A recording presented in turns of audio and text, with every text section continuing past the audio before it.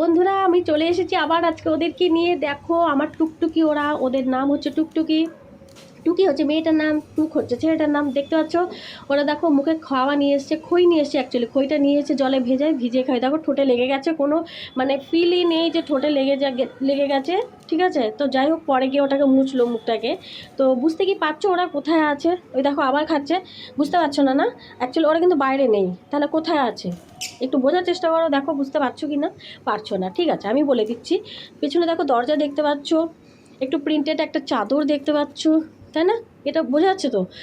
পিছনে দেখতে পাবে, এক্ষুনি আয়না দেখতে পাবে। তো সব মিলিয়ে কী হলো, এটা একটা ঘরের মধ্যে আছে। আমার ঘরের মধ্যে পিছনে আলমারি, অ্যাকচুয়ালি খাটের মধ্যে আছে। জানি না তোমরা কি ভাববে। একদিন নিয়ে এসেছিলাম ওদেরকে খাটে, তো আনার পরে এমন করে দেখছে মনে হচ্ছে যেন কোন জগতে ওরা চলে এসেছে। হ্যাঁ নিশ্চয়ই এটা তো কোনো জঙ্গল তো হবে না, বাট কোন একটা জগৎ হবে। চারিদিকে নানা রকম প্রিন্টেড কাপড় টাপড় দেখতে পাচ্ছে। অবভিয়াসলি ওই বালিশের ওয়ার, বিছানার চাদর, এগুলো তো সব প্রিন্টেড। তো এগুলোই দেখছিলো তাকিয়ে থাকে, তার মধ্যে আমাদের দেখছো।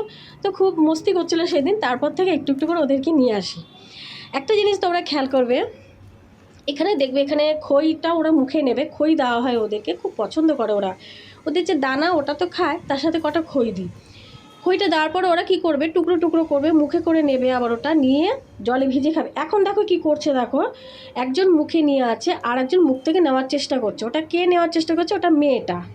মেয়েটা এত কুটে, ওই দেখো যেন মনে হচ্ছে ওটা ওর মা হয়। মা মুখের থেকে খাওয়াটা নিয়েও খাবে। আচ্ছা আমরা মেয়েরা কি এরকম? আমরা কি তাই করি? আমরা কি ঘরেতে নিজেরা ভাত মেখে খাই না? আমরা কি বরকে বলি তুমি খাইয়ে দাও? ও কেন এরকম করছে? এটা তো ঠিক না। এত বদমাশ মেয়েটা। ছেলেটা কিন্তু সত্যি আমি খুব বলবো ভালো, খুব বুদ্ধিমানও।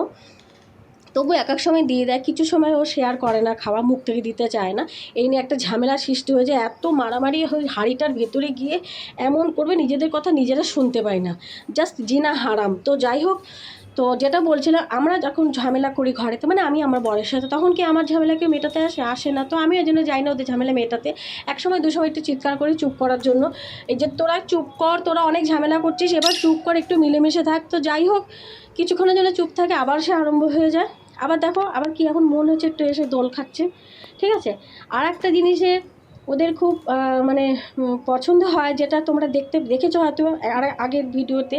ওরা মোবাইলের ভিডিও দেখে ভীষণভাবে অ্যাডিক্ট হয়ে গেছে। ওরা দেখে দেখে মোবাইল যখনই চালায়, সে ওদের ভিডিও বলো বা গান বলো যাই বলো, সামনে চলে আসে, সামনে এসে দেখার চেষ্টা করবে। ঠিক আছে, আরও সামনে যদি একদম কাছে নিয়ে যাই তাহলে তো ব্যাস, আমার যে কভারটা মোবাইলের সেটা শেষ। মানে শেষ করার চেষ্টা করে, কোণা থেকে একেবারে ঠোঁটে করে নিয়ে কামড়ানোর চেষ্টা, ভাঙার চেষ্টা। দেখো এখন দেখো, বুঝতেই পারছি মোবাইলটা সামনে নিয়ে যাওয়া হয়েছে, তার জন্য নেটটার মধ্যে টানা হেঁচড়া করার চেষ্টা করছিল, পারলো না। এখন ছোটো নেটটার মধ্যে ওই যে এখন একটা ভেতরে দেখো খাঁচা আছে, ওর ভিতরে ছোট্ট ছোট্ট দুটো টিয়া পাখি টাইপের দুটো মাটির ছিল। ঠিক আছে, একটাকে তো ভেঙে ফেলেই দিয়েছে, আর একটাকে বের করার চেষ্টা। মানে ওরা হয়তো মনে করো ওদেরই মতো পাখি, খাঁচায় বন্দি, চল তোদেরকে ছেড়ে দিই। বাট এমন কিছু তো না। হ্যাঁ জানি এটা হয়তো আমরা ভুল করি, ওদেরকে খাঁচার মধ্যে রেখে এইভাবে রাখাটা ঠিক না, ওদেরও স্বাধীনতা দরকার। বাট কি করব, যেহেতু আমাদের খুব পছন্দ হয়, খুব ভালো লাগে এমন পাখিটি। যেমন কুকুরকে তো আর খাঁচার মধ্যে বন্দি রাখা যায় না, তাই না? গরুকেও রাখা যায় না, কিন্তু পাখি তো উড়ে চলে যায়, এর জন্য তো খুব কষ্টও হয়। কিন্তু কি করব, মানে বাধ্য হয়ে আমাদের রাখতে হয়। জানি এটা খুব অপরাধ, আমরা খুব ভুল করি, কিন্তু কিছু করার নেই। কারণ যদি উড়ে চলে যায়, অন্যান্য পাখিরাও তো ওদেরকে আঘাত করবে। তো গাইজ আজকে এইটুকু পর্যন্ত থাকা আমার